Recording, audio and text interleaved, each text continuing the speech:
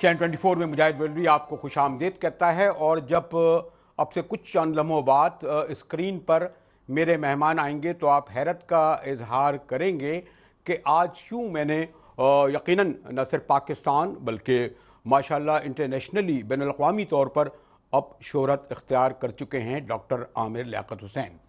और इनसे इंटरव्यू करना इसलिए भी मुश्किल है कि डॉक्टर साहब को ये कहने में कोई हर्ज नहीं मुझे लाइव कि इनके नाना से मेरे वालिद के ताल्लुकात थे, साबरी साहब के, इमदाद साबरी साहब के हमारे वालिद अल्ताफ़ बरेलवी से, फिर इनकी जो वालदा थीं उनके भी हमारे फैमिली में रिलेशन थे। और हम लोग पुरानी रवायत किस्म के लोग हैं, कोशिश करते हैं कि इन ताल्लुकात का पास रहे। और टेलीविज़न में ये हो गया है कि हम लोगों की ज़बानें इतनी कुछ बदज़बान बदलगाम हो गई हैं कि बाद में मैं तो माज़रत कर लेता हूँ, इसकी वजाहत ज़रूरी थी। तो मैं डॉक्टर साहब आपको खुश आमदीद कहता हूँ कि आपने मेरे लिए वक्त निकाला। और ये थोड़ा सा पस मंज़र भी लोगों को बताना ज़रूरी था, गो कि आमतौर पर इसकी रिवायत नहीं। क्यों डॉक्टर साहब?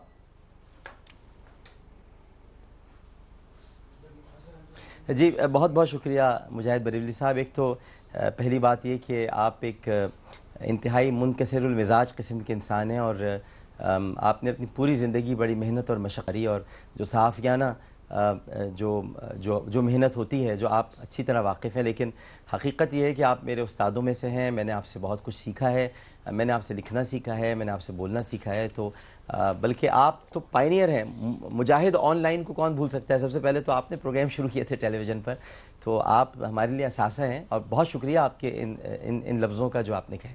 ठीक है, इस अगर पस मंज़र को रखें डॉक्टर साहब, लोग ये कहते हैं कि आज पहले हम मीडिया के हवाले से गुफ्तगू करते हैं। वैसे तो लोग ये चाहेंगे कि आगे कि आपका ये जो मुत्तहिदा कौमी मूवमेंट से रब्त दोबारा कायम हो रहा है, ये भी लोगों के जहन में सवाल है। एहतराम के हवाले से आप बहुत तनकीद का निशाना बने, बहुत टारगेट बने, इस हवाले से भी है। लेकिन आप क्या समझते हैं कि जो ओवरऑल पाकिस्तान का इस वक्त मीडिया है, उसके लिए अगर मैं आम ज़बान इस्तेमाल करूँ, कहते हैं जी आपे से बाहर हो गया है, कंट्रोल में नहीं है, वो खुद किसी को जवाबदेह नहीं होना चाहता, जबकि वो हर एक को कटहरे में खड़ा करने के लिए आज़ाद होता है। आपकी अमूमी राय क्या है मजमूई तौर पर? मैं सिर्फ आपके प्रोग्राम, आपके चैनल को सामने नहीं रखूँगा। आप समझते हैं कि इस वक्त जो मीडिया, यानी इतने जो 15 चैनल हैं या 20 चैनल हैं, इसकी कहीं ना कहीं अकाउंटेबिलिटी होनी चाहिए, कहीं ना कहीं पूछना चाहिए? या जुर्माने वरमाने आप पे भी लग रहे हैं कुछ पैमरा वैमरा के, पता नहीं ये जायज़ है नाजायज़, किस तरह देखते हैं डॉक्टर साहब? जी मुजाहिद साहब, आप बिल्कुल दुरुस्त फरमा रहे हैं। असल में तरबियत का फ़ुक़दान है। चूँकि अब अक्सर जो एंकर्स हैं, और ख़ास तौर पर मैं एंटरटेनमेंट साइट से हट कर बात करूँगा, जो कि ज़ाहिर है कि न्यूज़ चैनल हैं या करंट अफेयर्स हैं, तो उनमें तरबियत का यूँ फ़ुक़दान है कि मैस कम्युनिकेशन से ये पढ़ कर नहीं आ रहे हैं। और ये सहाफ़ियाना तरबियत जिसको कहते हैं, सहाफ़ती तरबियत जिसको कहा जाए, ये उस बुज़ुर्गों का एहतराम नहीं करते हैं, ये सीनियर्स से सीखना नहीं चाहते हैं। और चूँकि ये सोशल मीडिया और इस मीडिया को मिलाकर जो चीज़ बनती है उसको एंकर कहते हैं। अगर इन दोनों चीज़ों को मिलाकर एक हंडिया में दोनों चीज़ें आप डाल दें, सोशल मीडिया और टेलीविज़न, तो जो चीज़ बाहर निकलेगी वो एंकर होगा। तो इसीलिए ये बहुत ज़्यादा खुदसर हैं, सरकश हैं और हक़ाइक़ को सामने नहीं रखते, रिसर्च नहीं करते। अब मैं आपकी अगर मिसाल सामने रखूं, आपने कॉलम्स भी जब तक लिखे और लिखते रहे, अभी भी आप, और प्रोग्राम भी करते थे, आप पूरी रिसर्च करते हैं। जब तक तहक़ीक़ नहीं होगी आप गुफ्तगू नहीं कर सकते, आप किसी के बारे में कोई बात नहीं कर सकते। लेकिन तहक़ीक़ का फ़ुक़दान है। तहक़ीक़ कहाँ होगी? तरबियत से होगी। तरबियत कहाँ होगी? जब आप सीनियर्स का एहतराम करेंगे, उन्हें उनकी सीनियरिटी पर उनको दर्जा देंगे कि जी हमारे सीनियर हैं, ये हमारे बुजुर्ग हैं। हम तो अपने सीनियर्स को नहीं। अच्छा, अब मेरे लिए मुश्किल ये है कि मीडिया वाकई आपे से बाहर हो गया। अब कोई आपा चाहिए इसको सही करने के लिए। अब जरा वो मरहला आ गया कि हाँ, यानी जो एक हमारा आपका एहतराम और ये सब अपने मसाइल पे का मतलब खुद लोग कहते हैं कि डॉक्टर आमिर खुद भी बड़े खुदसर और सरकश हैं। और वो टेलीविज़न पर आकर, ये ठीक है कि आप एक मुख्तलिफ आदमी हो जाते हैं, होता भी है। हम भी पहले जब बड़े बड़े लोगों को इंटरव्यू करते थे, बाद में ख्याल आता था कौन था जिसको नहीं करा कि अच्छा नहीं, ये तो हमारी आवाज़ बुलंद हो गई थी जो नहीं होनी थी, जो हमारी रवायत थी। तो खुदसरी और खुद सरकशी और आप से बाहर होने में, अगर आप उससे समझते हैं कि ये तोहमत आप पे ना डाली जाए या ये इल्ज़ाम आप पे ना लगाया जाए, आप पूरा जो भी काम करते रहे एक जिम्मेदार مجھ پر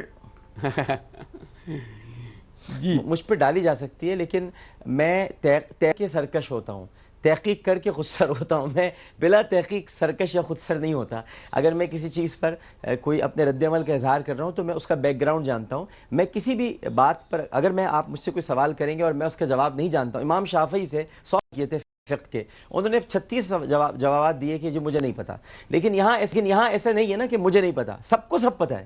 تو میں اگر کہیں خودسر یا سرکش یا چلیے آپے سے باہر بھی ہوتا ہوں تو میں وہاں جانتا ہوں تو میں کہیں ہو جاتا ہوں، میں بنا جانے نہیں ہوتا مجھے ایسا. اچھا چلے اب بنیادی سوال کی طرف میں آؤں گا. مثلا آپ مذہبی اسکالر، انٹلیکچوئل بھی، کچھ لوگ کہتے ہیں اینکر، اور اینکر کے ساتھ آپ کو انٹرٹینر بھی. بالکل نہیں، یہ اینکر اور انٹرٹینر بھی آگے بڑھے تو پھر ماشاءاللہ اگر ایم کیو ایم کا حوالہ MNA بلکہ کیریئر کا آغاز آپ کا جو زیادہ آپ کو جو شہرت حاصل ہوئی متحدہ قوموں کے MNA اور سیاستداں کی حیثیت سے، تو یہ جو ایک میرے لیے مشکل ہو رہا ہے کہ میں عام لیاقت ریلیجس اسکالر سے بات کروں، اینکر سے بات کروں، انٹرٹینر سے کروں، پولیٹیشین سے کروں، کہاں سے شروع کروں؟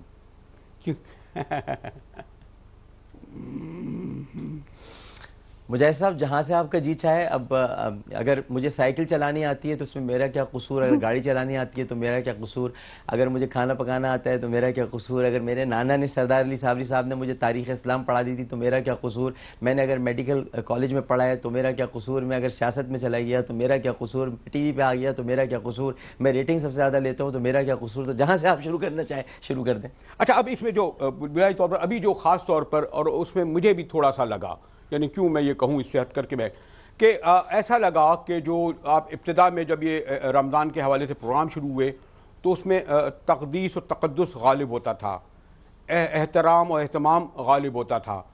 لیکن وہ کون سا پریشر تھا، ریٹنگ کا یا مسابقت کا؟ تو یقیناً کہ جس وجہ سے لوگوں نے یہ کہا کہ یہ احترام رمضان نہیں، یہ کاروبار رمضان ہو گیا، اور لوگوں کو جو چیزیں دینا. خیر میں تو بڑا خوش ہوتا ہوں اگر کسی غریب آدمی کو گاڑی ملتی ہے، موٹر سائیکل ملتی ہے. یہ بڑے بڑے لوگ جو کروڑپتی نکالتے نہیں ہیں اپنے پاس سے، ان کے پیسے اس طرح لوگوں کو جا رہے ہیں، یہ پہلو تو بڑا اچھا تھا. لیکن پھر یہ کہا گیا کہ نہیں، وہ احترام رمضان پس منظر میں چلا گیا، اور انٹرٹینمنٹ میں بھی پھر وہ حمد و نعت اگر ایک طرف ہو گئی تو پھر اس کے بعد ماشاءاللہ ایک لڑکی سے ایسا ہوا تو یہ گانے بھی چل رہے تھے، تو یہ بھی ہو رہے تھے. آپ اس کو دونوں پہلوؤں کو آپ یہ سمجھتے ہیں کہ جو اگر آپ کے کرٹک ہیں جو اس پہلو سے آپ کو کرٹیسائز کرتے ہیں وہ درست ہیں، یا آپ یہ کہیں گے جناب لوگ مجھے اس طرح دیکھنا چاہتے ہیں میں یہ دکھاتا ہوں، جو ایک عام طور پہ ہمارے یہاں کہا جاتا ہے کہ جناب یہ جو اسکرین ہے اس پہ ہم لوگ وہی دکھاتے ہیں جو لوگ دیکھنا چاہتے ہیں، ہم کوئی مبلغ نہیں ہیں، ہم کوئی گائیڈ لائن دینے والے لوگ نہیں ہیں. آپ کیا کہتے ہیں ڈاکٹر صاحب؟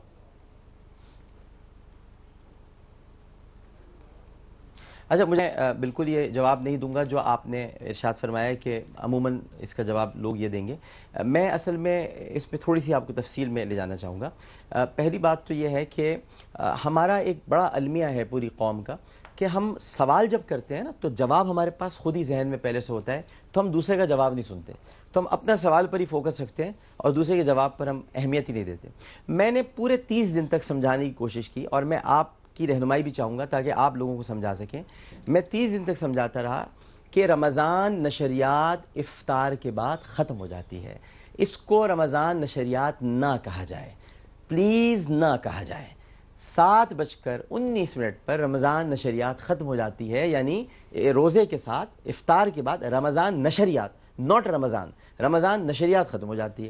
اب آپ مجھ سے بہتر جانتے ہیں کہ جب پاکستان ٹیلی ویژن ہوا کرتا تھا PTV تو اس وقت بھی رمضان آتے تھے، لیکن اس وقت رمضان صرف 2 گھنٹے کے لیے رمضان نشریات ہوتی تھی PTV پر، اور پھر 2 گھنٹے کے بعد یعنی آخری 2 گھنٹے ہوتے تھے، اذان ہوئی اور اس کے بعد پھر 1 گھنٹے بعد ڈرامے لگ گئے، آگہی لگ گیا، تنہائیاں لگ گیا، ان کہی لگ گیا، دھوپ کنارے لگ گیا، یہ سارے ڈرامے لگا کرتے تھے. یعنی اس وقت بھی انٹرٹینمنٹ ٹائم افطار کے بعد ہی ہوا کرتا تھا.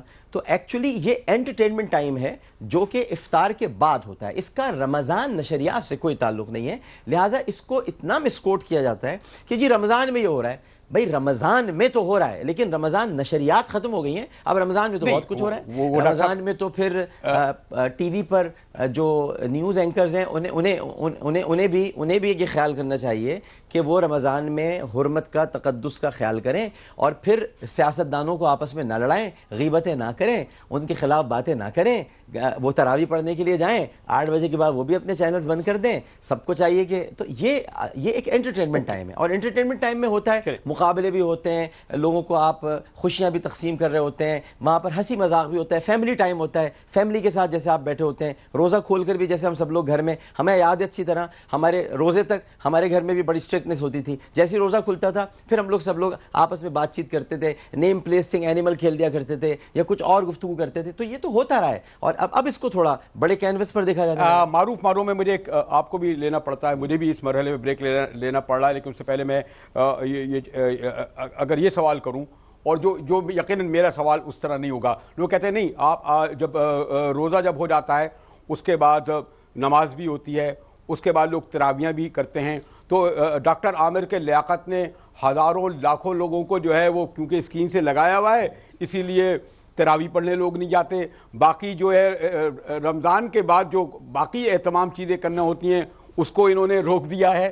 تو اگر ڈاکٹر صاحب بھی یہ کرتے کہ فوراً جب رمضان ہوتا باجماعت اسکرین پہ نماز پڑھواتے، باجماعت پھر وہ پورے 19 پارے یا 20 پارے کی تراویح پڑھواتے، کم از کم 10 بجے تک تو خیال کرتے، 10 بجے کے بعد ہاں آپ کر دیتے. تو انہوں نے کہا کہ اس میں بھی یہ ڈاکٹر صاحب نے لوگوں کو، کیونکہ سب سے زیادہ دیکھے جا رہے ہیں، سب سے زیادہ سنے جا رہے ہیں ڈاکٹر صاحب.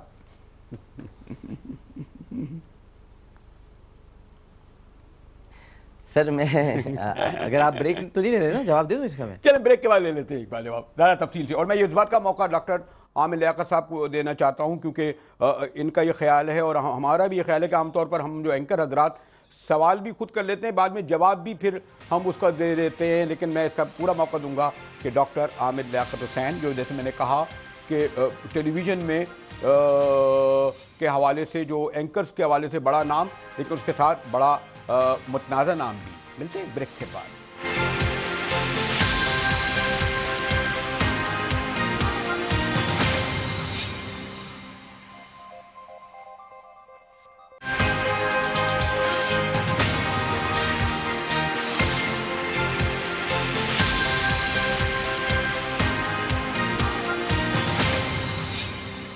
چین 24 میں ایک بار پھر مجاہد بریلوی آپ کو خوش آمدید کہتا ہے. میں پہلے بھی کیونکہ ایک وضاحت کر چکا تھا کہ جو ہمارا عامر لیاقت حسین سے ایک دوسرا تعلق ہے جس سے اسکرین کے دیکھنے والے لوگ اتنا آشنا نہیں، اور یہ بار بار سوال کرتے ہوئے میرے ذہن میں رہتا ہے. اور جو میں نے سوال کیا ڈاکٹر صاحب، ایک تو بریک لمبے ہو جاتے ہیں، آپ کے طرح تو بہت ہی بریک لمبے ہوتے ہیں، لوگ سوال ہی بھول جاتے ہیں، ادھر ادھر بھٹک جاتے ہیں، لیکن میرے خیال میں مجھے اتنا طویل بریک نہیں ہے جو میں نے سوال کیا. ڈاکٹر صاحب ذرا جی ڈاکٹر صاحب.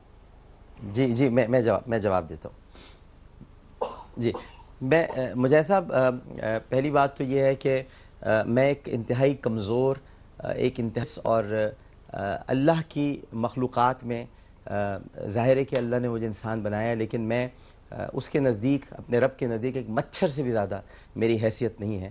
لہٰذا میری کیا اوقات کہ میں لوگوں کی تراویح چھڑوا دوں، میری کیا اوقات کہ میں لوگوں کی نمازوں پر قدغن لگا دوں یا میں ان کو نمازوں سے رکوا دوں.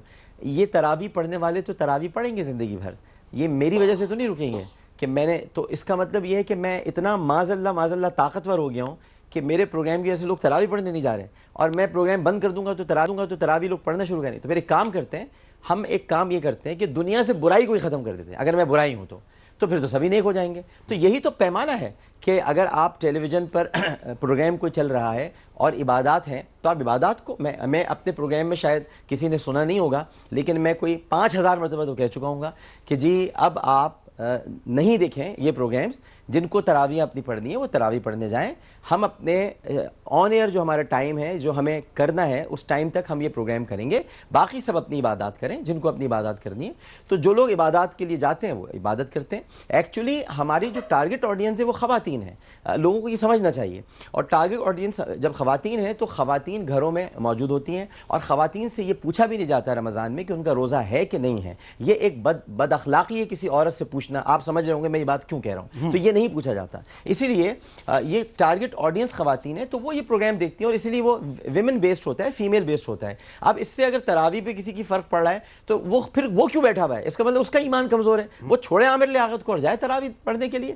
میں تو آپ کے پروگرام میں کہہ رہا ہوں, مجھے کیوں دیکھتے ہیں؟ بالکل نہ دیکھیں, ان کو چاہیے کہ. اور رہی بات باجماعت نماز کی, تو میرے خیال ہے لوگوں نے شاید نہیں دیکھا, فجر کی باجماعت نماز ہم اسکرین پہ دکھاتے ہیں, ہم باقاعدہ دکھاتے ہیں, اور نماز کا ہی وقفہ لیتے ہیں. ہم کہتے ہیں نماز کا وقفہ ہے. اب اگر نماز دکھانی شروع کریں گے تو پتہ ہے مجھے صاحب کیا ہوگا؟ پھر یہ ہوگا او ہو اب یہ نماز بھی پڑھتے ہوئے دکھا رہے ہیں اپنے آپ کو, اب یہ ثابت کر رہے ہیں کہ بہت ہی دیندار آدمی ہے. نماز پڑھتے ہوئے دکھاؤ تو مسئلہ ہے, نماز کا وقفہ لو تو مسئلہ ہے, ٹوپی پہن کے پڑھو تو مسئلہ ہے, ٹوپی اتار کے پڑھو تو مسئلہ ہے, داڑھی چھوٹی ہے تو مسئلہ ہے, داڑھی بڑی ہو جائے تو مسئلہ ہے. تو کیا کریں مجھے صاحب؟ تو اسی لیے اب ان باتوں پر کان دھرنے ہی چھوڑ دیا ہے. اچھا چلیں, یہ ویسے میرا میدان بھی نہیں, لیکن کیونکہ بہت سارے سوال ذہن سے آتے تھے, اور وہ ایک کچھ لوگوں کا یہ بھی خیال تھا کہ عامر لیاقت بہت ایک ایگریسو جو ہے اینکر ہیں, اور بعض وقت ہوا ہم لوگوں سے بھی بڑی بعض وقت غلطیاں ہوتی ہیں, میں کیوں اس سے مبرہ ٹھہراؤں. اور کچھ لوگوں کو یہ لگا کہ جن لوگوں کو آپ تحفے تحائف دیتے تھے, خیر وہ پھر مجھے علم ہے کہ اتنے بڑے کراؤڈ کو کنٹرول کرنا بھی بڑا مشکل ہوتا ہے, اور اگر وہ لائیو بھی جا رہا ہو, اور اگر اس طریقے سے اینکر نہیں آیا تو لوگ تو اس کے, مجھے علم ہے کہ کیا اس کے ساتھ سلوک کرتے ہیں. سڑکوں وڑکوں پہ میں جاتا ہوں, بچانا مشکل اپنے کو جاتا ہے. لیکن یہ پہلے اس بار میں اتنا فالو تو نہیں کر سکا, اور مجھے ایسا کوئی نہیں ہے, لیکن لوگوں نے کہا بہت ایگریسو ہیں, اور لوگوں کو یعنی جو ان کے جو آڈینس بیٹھے ہوتے ہیں ان میں ان کے ساتھ بعض وقت اتنے ایگریسو ہو جاتے ہیں کہ لوگ سمجھتے ہیں کہ کہیں وہ ان کی, میں کوئی لفظ استعمال نہیں کر رہا کہ تضحیق کرنے تو نہیں جا رہے. کچھ لوگ کہتے ہیں جی انعامات کی خاطر لوگوں کو, جی میں ڈاکٹر جی میں سمجھ میں جواب دیتا ہوں. اصل میں پہلی بات تو یہ کہ سب سے زیادہ اپنے پروگرام کے ہی مانگے جاتے ہیں, تو اگر میں اتنا ایگریسو ہوں تو کوئی نہ آئے اپنی فیملی کے ساتھ. لوگ وہاں خوش ہونے آتے ہیں, یہ ایگریسو نہیں ہوتے. یہ آپ نے شاید کامیڈی نائٹ وتھ کپل نہیں دیکھا ہے, اس میں اس سے بھی زیادہ مذاق ہوتا ہے کسی کے ساتھ, تو وہ تضحیق نہیں ہوتی ہے. ہم نے مذاق کو تضحیق سمجھ لیا ہے. مذاق کرتے ہیں ہم, مذاق اڑاتے نہیں ہیں. مذاق اڑاتے نیوز چینلز ہیں, ہم مذاق کرتے ہیں سر, ہم کسی کا مذاق اڑاتے نہیں ہیں. آپ کے یہاں آپ کے سارے جتنے نیوز چینلز ہیں وہ سب مذاق اڑاتے ہیں لوگوں کا.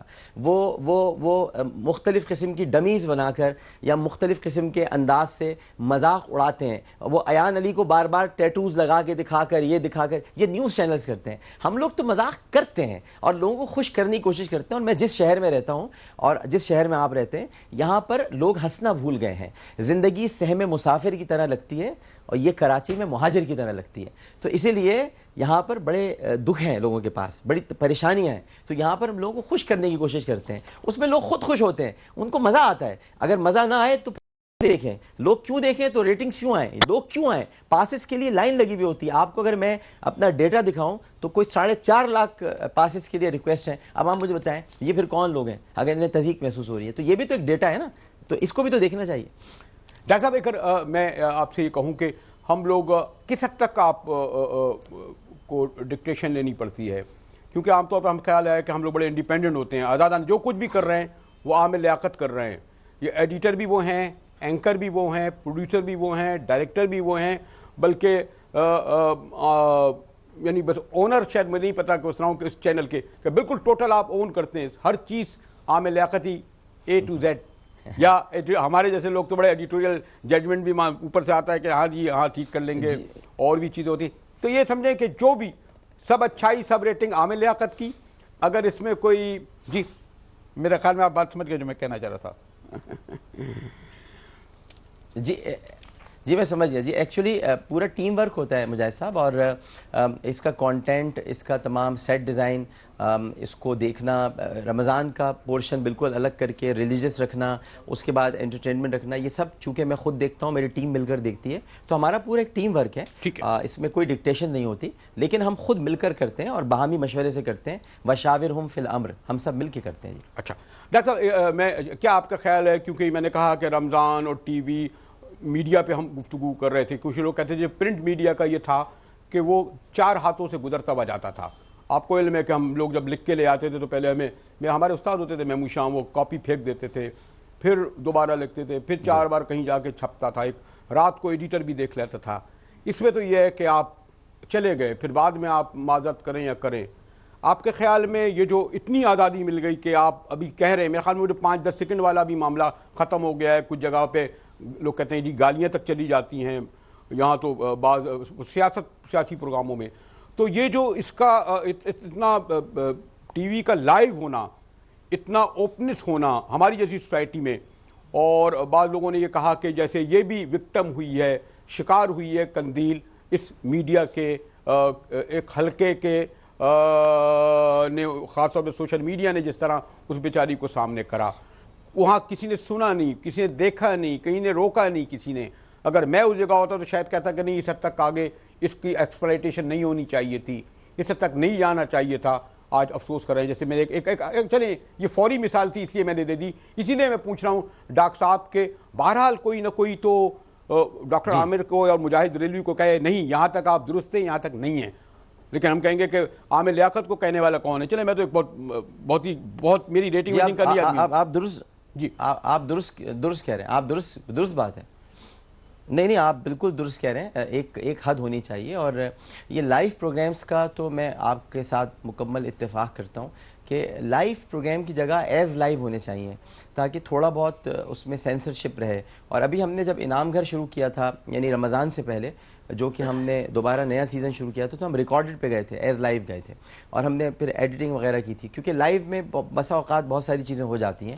تو لائیو صرف میں ایک طالب علم ہوں، تو لائیو صرف ایک ایسی نیوز کوریج ہونی چاہیے کہ جو کوئی ایونٹ ہو رہا ہے، کوئی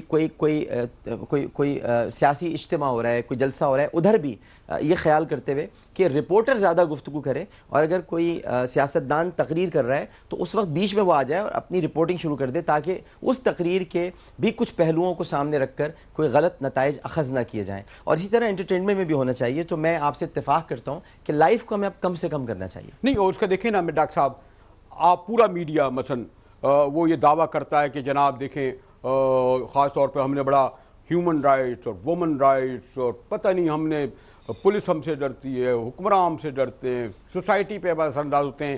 لیکن میرا خیال ہے کہ حالیہ برسوں میں اس کے باوجود کہ ہم سب تھے، لوگ کہتے ہیں نہیں وہ حصہ بنے، چھاپے کے پروگرام دکھاتے ہیں یا دیگر دکھاتے ہیں، تو ڈاکٹر صاحب کہتے ہیں جناب ہم نے جو کچھ ہم نے کیا اس کے سبب اس طرح کے جو غیرت کے نام پر قتل بڑھ رہے ہیں، کم نہیں ہوئے، عورتوں کو تیزاب پڑنے کے واقعات کم نہیں ہوئے، بڑھے. یہ ہمارے یعنی کہ یہ جو اس میں رول ہے میڈیا کا، یہ جو زیادہ خواتین کے ساتھ تشدد ہو رہا ہے، زیادہ خواتین کے ساتھ تذلیل ہو رہی ہے. ڈاکٹر صاحب جی ہمارے، میں آپ سے 1% بھی اختلاف نہیں کر سکتا. یہ بڑے ہیں اور یہ ہماری ہی وجہ سے بڑھے ہیں، کیونکہ یہ جو ہم نے چھاپہ مار کارروائیاں کی، ہم پولیس بن کے گھس جاتے ہیں، ہم بدتمیزی کرتے ہیں. بھئی ٹھیک ہے، آپ کا کام ہے، آپ کو کوئی بات پتہ چلی ہے، آپ متعلقہ ادارے کو اطلاع دیں، اور یہ ان کا کام ہے. آپ نے برائی کی نشاندہی کر دی، بس یہاں تک کافی ہے. لیکن ہم نے اتنا ایکسپلائٹ کیا ہے چیزوں کو، اتنا بڑا چڑھا کے پیش کیا ہے کہ آج اگر قندیل بلوچ کا قتل ہوا ہے تو اس کا ذمہ دار 90% میڈیا ہے. اور اس طرح اور بھی جتنے قتل ہوتے ہیں اور جو واقعات ہو جاتے ہیں، کیونکہ ہم نے، آپ نے صحیح فرمایا کہ کوئی اور اگر سمجھدار، اور سمجھدار سے مراد یہ ہے کہ جو باریک بینی کے ساتھ چیزوں کو دیکھتا ہو، حکمت کے ساتھ، مصلحت کے ساتھ، تو وہ ایک حد تک جانے دیتا، ایک حد تک وہ کچھ ویڈیوز یا کچھ چیزوں کو جانے دیتا. اس حد تک بات نہ بنتی، اس کو کھیلا گیا اس پورے واقعے کو لے کر. اور آج ہم پہلے ہم اس عورت کو شیطان کہتے تھے، ابلیس کہتے تھے، اب ہم کہہ رہے ہیں کہ یہ زیادتی ہو گئی. ہم خود نہیں پتا کہ ہمیں کس سمت ہے، اب تک نہ ہوا تھا. ایک عمر سے ہم لوگ دو راہے پہ کھڑے ہیں، تو ہمیں خود نہیں پتا کہ ہم کیا کر رہے ہیں. ہم کسی کو برا کہتے ہیں، پھر جب وہ مر جاتا ہے تو ہم #RIP اور یہ سب چلانا شروع کر دیتے ہیں. لیکن اس کی زندگی میں اس کو بہت گالیاں ہم دیتے ہیں. عبدالستار عیدی صاحب کی مثال آپ کے سامنے موجود ہے. زندگی میں تو کسی نے ان کو کچھ نہیں کہا، لیکن ان کے مرنے کے بعد کس طرح سے گفتگو کی گئی ہے اور کیا باتیں کی گئی ہیں. مجھے تو شرم آتی ہے بیان کرتے ہوئے بھی کہ جو شخص اپنی آنکھیں بھی اس دنیا کو دے کے چلا گیا، اس کے لیے بھی آپ کیا کہہ رہے ہیں. تو یہ تو آپ بلکہ میں نے تو خاص طور پہ توجہ دلائی کہ بلکہ ڈاکٹر صاحب وہاں لوگوں نے محسوس کیا کہ ہمارے مذہبی رہنماؤں نے ایون تعزیتی بیان نہیں دیے، شرکت نہیں کی تدفین میں، ان کے بعد میں بھی نہیں کرا. خیر اس پر گفتگو، لیکن کیوں نہ میں ڈاکٹر صاحب بہت دکھ ہوا ہے مجھے، بہت دکھ ہوا ہے اس کا، مجھے بہت دکھ ہوا ہے. میں اگر گفتگو کو اگلے مرحلے میں جاؤں گا تو کنکلوڈ کرنا چاہتا ہوں کہ بہرحال متحدہ قومی موومنٹ کے حوالے سے بات کی جائے اور کراچی کے حوالے سے بھی آپ سے گفتگو کی جائے. ہمارے ساتھ رہیے گا، ملتے ہیں ایک بریک کے بعد.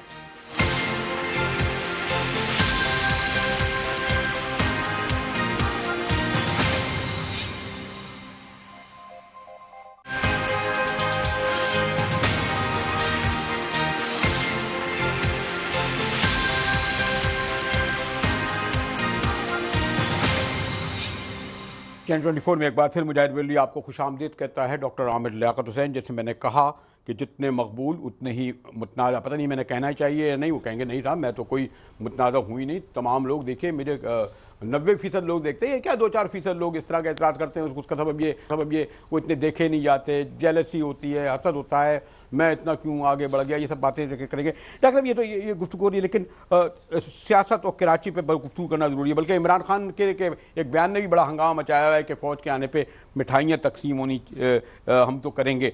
लेकिन अब ये नहीं पूछूंगा कि मुत्तहिदा आपने क्यों छोड़ी, वो कस्से पारी ना हुआ, लेकिन आपकी जो MNA होना और फिर वज़ीर हुए आप हज के, एक पॉलिटिकल आप एक की ज़्यादा भारी भरकम शख्सियत की हैसियत से उभरे थे और फिर वो आपको छोड़ना पड़ी। और अब जो टेलीविज़न पर जब आप आए एक दूसरी हैसियत में, तो उसने आपका वो सियासी बैकग्राउंड पीछे डाल दिया। अब फिर खबर आई कि आप मुत्तहिदा को दोबारा उससे करीब हो रहे हैं या उनकी कमेटी में ली जा रहे हैं। कुछ लोग आइंदा का मुस्तकबिल का आपको लीडर भी देख रहे हैं, MNA देख रहे हैं, बहुत कुछ कह रहे हैं, जानशीन कह रहे हैं। डॉक्टर आमिर जी पहली बात तो ये कि मैं मुतनाज़े लफ्ज़ को बहुत इज़्ज़त देता हूँ और बहुत अच्छा लफ्ज़ है ये, क्योंकि मुतनाज़े दुनिया में मैं तो बहुत छोटा आदमी हूँ, लेकिन दुनिया में हर बड़ा आदमी मुतनाज़े होता है। और हज़रत अली का कौल है कि जिसके सब दोस्त हों तो वो मुनाफिक है, और जिसके जब तक मुखालिफ ना हो उस वक्त तक उसको आप अच्छा इंसान नहीं कह सकते। तो मुतनाज़े अच्छा लफ्ज़ है, और आपके ज़बान से तो और भी अच्छा लग रहा है क्योंकि आप उस्ताद मोहतरम हैं, और उस्ताद अगर कोई बात कहता है तो दुरुस्त कहता है। अब हम आ जाते हैं ज़रा थोड़ा ये आपके जो सवालात हैं। देखिए, इमरान खान साहब को असल में मिठाइयाँ इसलिए ज़्यादा याद आती हैं क्योंकि वो शादी बहुत सोचते रहते हैं। तो जब जो इंसान शादी के बारे में सोचता है उसे मिठाइयाँ बहुत याद आती हैं कि मिठाई तकसीम होगी और फिर कोई शायद फिर धरना हो जाएगा, क्योंकि वो धरने का मतलब ही शादी समझते हैं, क्योंकि धरने के बाद फिर शादी हो जाती है। अच्छा, और चूँकि उन्होंने आज तक हैट्रिक नहीं की है क्रिकेट में, तो वो हैट्रिक करना चाहते हैं, लेकिन चूँकि शादी में वो हैट्रिक नहीं कर सकेंगे, वो तलाक नहीं कर सकते हैं, उसके लिए शादी करना ज़रूरी है। तो इसीलिए उनको मिठाइयाँ और इस तमाम चीज़ें नज़र आती हैं। पाकिस्तान में ऐसी कोई सूरत हाल नहीं है कि यहाँ पर फ़ौज आए तो लोग मिठाइयाँ तकसीम करें, कतन ऐसी कोई सूरत हाल नहीं है। अगर ऐसा होता तो अब तक के सारे ज़िमनी इंतखाब नवाज शरीफ साहब के बजाय इमरान खान साहब जीत चुके होते, और जहाँ जहाँ उन्होंने उंगली उठाई है सारे ज़िमनी इंतखाब नवाज शरीफ साहब जीतते हैं। यहाँ पर बहुत अच्छा एक कोलैबोरेशन नज़र आता है हमें, और अगर कोई इख्तलाफात हैं भी आपस में फ़ौज और नवाज शरीफ साहब के, तो वो हल हो जाते हैं 1-2 दिन के अंदर। तो ये हुकूमत भी मुद्दत पूरी करेगी, बल्कि मैं तो आइंदा आने वाली हुकूमत भी नवाज शरीफ साहब ही की देख रहा हूँ, जो सच्ची बात है। इमरान खान साहब की तो इख्तिदार हवाले करना भी नहीं चाहिए, वो तो सुबह कुछ होते हैं, शाम को कुछ होते हैं, अचानक उनकी राय बदल जाती है।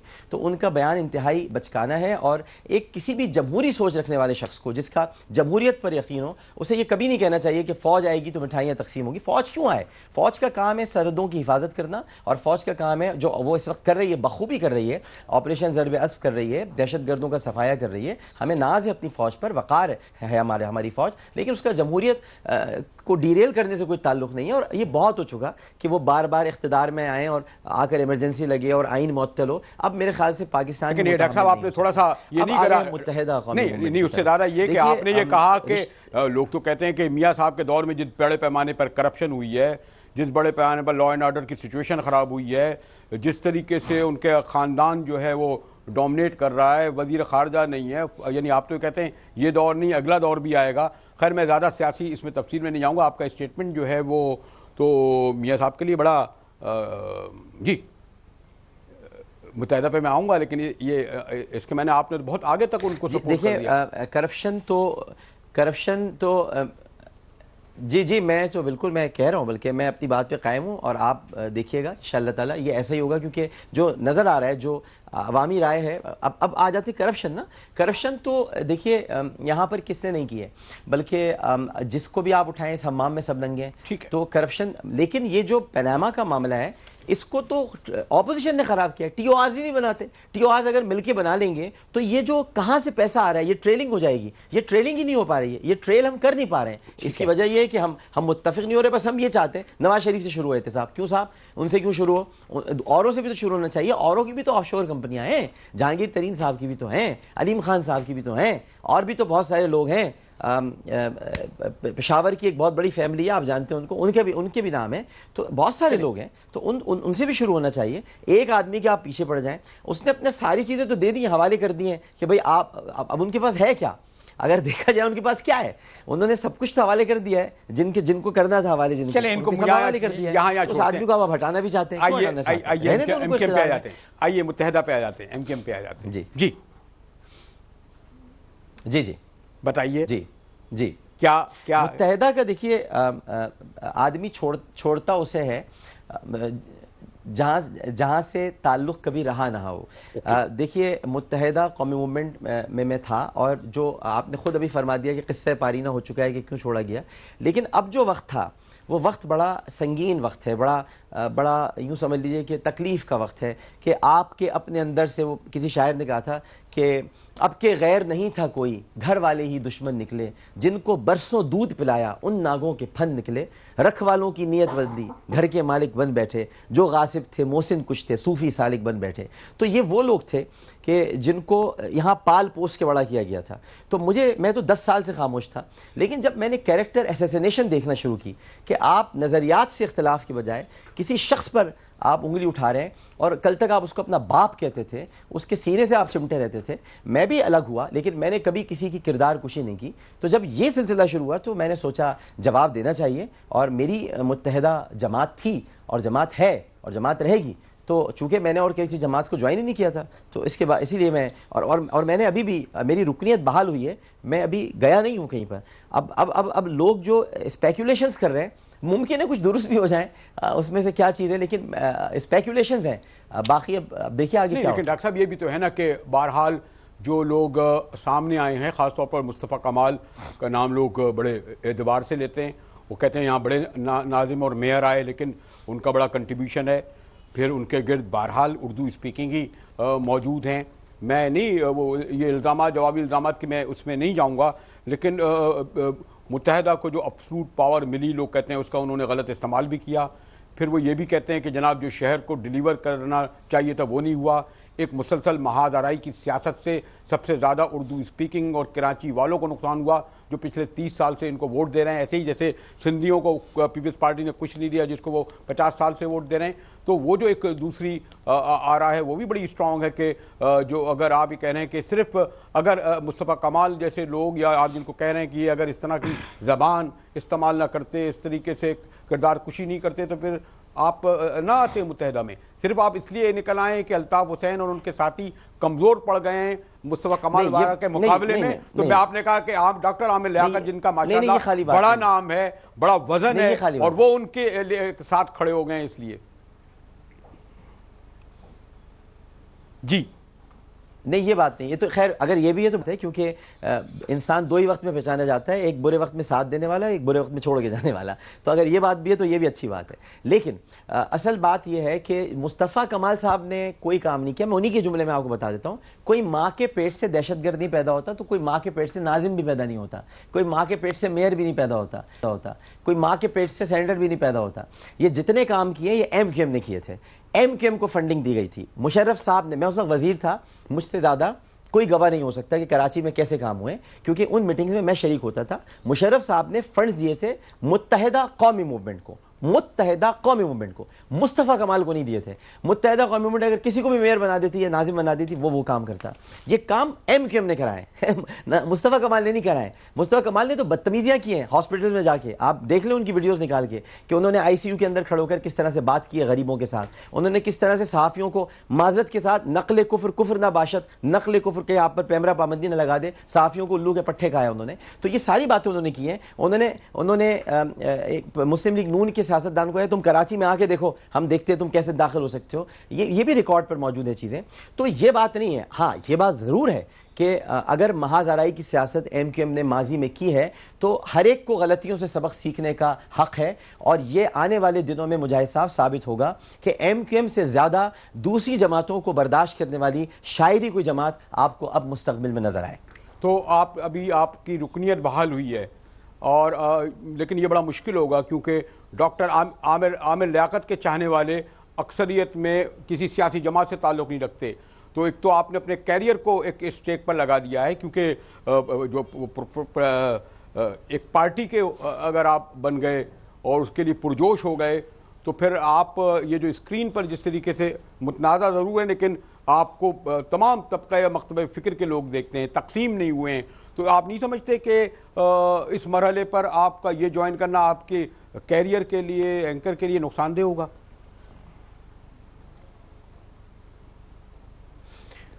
مجھے صاحب میں 2001 سے ٹیلی ویژن پر آ رہا ہوں اور 2007 میں نے استعفیٰ دیا تھا اور 2007 میں میری بھی مقبولیت اتنی تھی جب میں ایم کیو ایم میں وزیر تھا.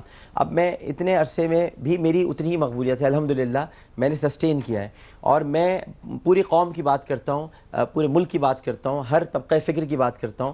میں پختونوں کے بھی ساتھ کھڑا ہوتا ہوں، میں پنجابیوں کے ساتھ بھی کھڑا ہوتا ہوں، میں سندھیوں کے ساتھ بھی کھڑا ہوتا ہوں، میں بلوچوں کے ساتھ بھی کھڑا ہوتا ہوں. تو میری فکر پاکستانی کی فکر ہے اور یہی ہر مہاجر کی فکر ہے. ہر مہاجر ایک پاکستانی ہے، لہٰذا جہاں پر کہیں پر بھی کوئی ظلم ہوگا یا کہیں پر بھی کسی قوم کو دبانے کی کوشش کی جائے گی تو یہ ہم سب کا فرض ہے کہ ہم ساتھ کھڑے ہو جائیں. بہت سے اس کو کیریئر داؤ پہ لگانا نہیں کہتے. اگر کوئی آج ترک حکومت کے ساتھ کھڑا ہے اور اگر وہ یہ سمجھتا ہے کہ کیملسٹ جو لوگ تھے وہ غلط تھے تو اس کا مطلب یہ نہیں کہ اس نے اپنے کیریئر کو داؤ پہ لگا دیا. وہ سچ کے ساتھ کھڑا ہے، حق کے ساتھ کھڑا ہے. اور اگر اس کو کوئی یہ سمجھ رہا ہے کہ کیریئر داؤ پہ لگ گیا تو کوئی بات نہیں ہے. میں ہمیشہ مشکل کام کرنے کا عادی ہوں اور مجھے اچھا لگتا ہے مشکل کام کرنا اور مزہ آتا ہی مشکل کام کرنے میں. آسان کام تو سب کر لیتے ہیں. مجھے پھر ایک مختصر سے بریک، ڈاکٹر صاحب میں آپ کے سامنے حاضر ہوتا ہوں ایک بریک کے بعد.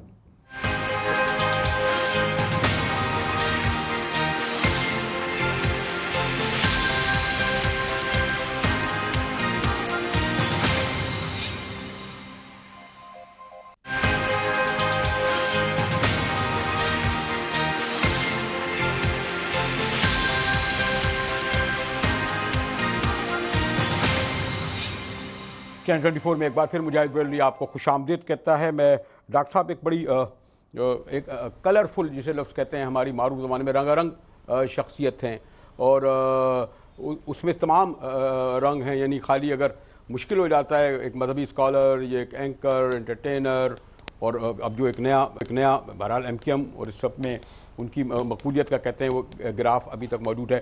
ڈاکٹر صاحب آپ کو علم ہے کہ سب سے زیادہ کراچی سے سفر کیا ہے، خاص طور پر ابھی امجد صابری کا واقعہ ہوا، کس طریقے سے ان کو دن دہاڑے قتل کیا گیا. آپ کے تو پروگراموں میں باقاعدگی سے شریک ہوتے تھے. ایک جج کے بیٹے کو اغوا ہو گیا. تو لوگ وہ جو آپ وہ بات کہہ رہے تھے کہ یہ جو عمران خان کے حوالے سے اسی لیے لوگ یہ ناقد ہیں سندھ حکومت میں جو پولیٹیکل پارٹیوں کے یعنی پیپلز پارٹی کے حکمراں جماعت کے کہ نہ یہ تحفظ دیتے ہیں، نہ روزگار دیتے ہیں، نہ تعلیم دیتے ہیں، نہ صحت دیتے ہیں اور نہ یہ جو آپ کو یہ جس طریقے سے جو غیرت کے نام پر قتل ہوتا ہے. یعنی اس وقت جو سوسائٹی کا حال ہے اس کے ذمہ دار یہ پولیٹیکل پارٹیاں ہیں. اور کراچی میں اس کو اگر حکمراں جماعت مسلم لیگ نون کو کہوں گا اور اگر پیپل پارٹی کو کہوں گا تو متحدہ کو بھی میں بالکل مبررہ قرار نہیں دے سکتا کہ انہوں نے بھی خاصا عرصہ جو ہے حکومت کی ہے. اس شہر کو جو سب سے زیادہ ریونیو دیتا ہے، سب سے زیادہ یہ شہر سفر ہوا ہے اپنے ان پولیٹیکل پارٹیوں کے سبب. اسی لیے اگر عمران خان نے یہ کہہ دیا کہ جناب فوج آئے گی تو مٹھائیاں تقسیم کریں گے تو لوگ کہتے ہیں جی لوگ توقع ہی صرف وردی والوں سے کرتے ہیں کہ وہی جو کچھ اگر آپریشن کیا یا امن لائے تو وہ باقی کام بھی وہی کریں گے.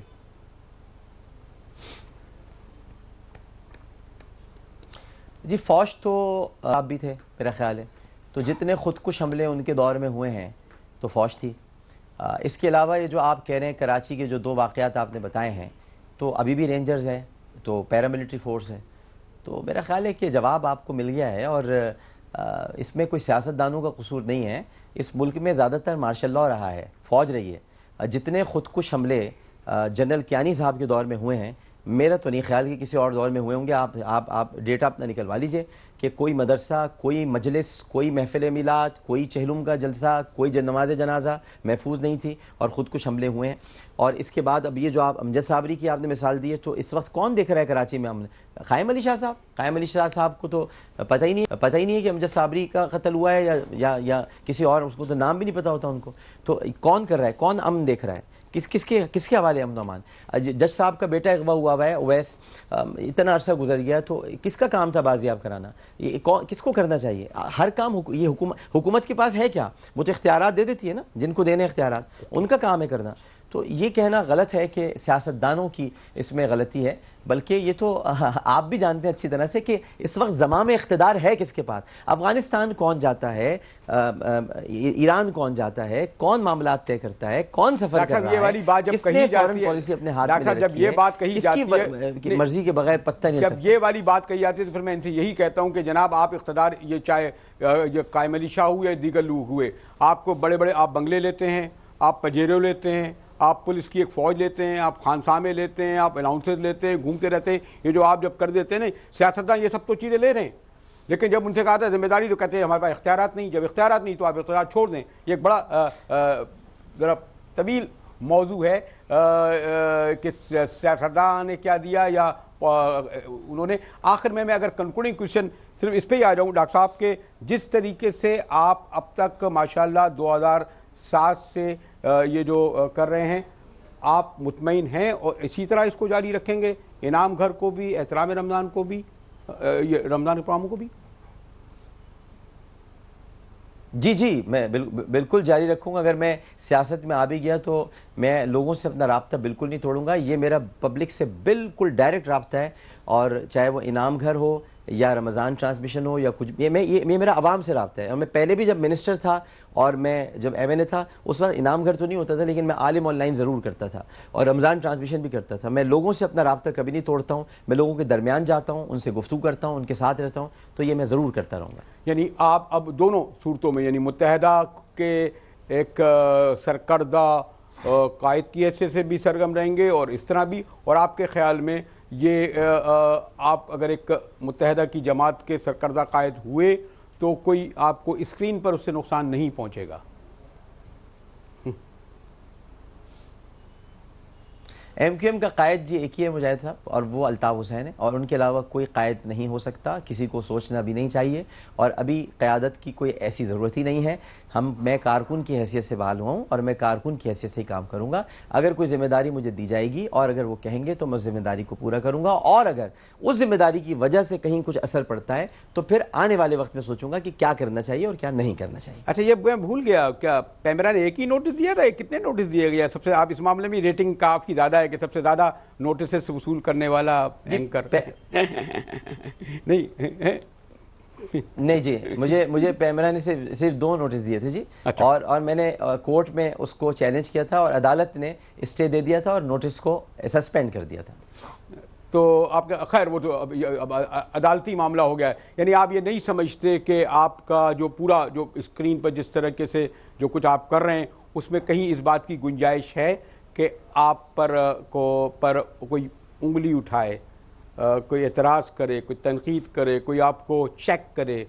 میں بہت اچھا کام کر رہا ہوں، میں بہت اچھا کام کر رہا ہوں، میں بہت اچھا کام کر رہا ہوں، بالکل انگلی اٹھائیں لوگ، بالکل تنقید کریں، ان کا حق ہے۔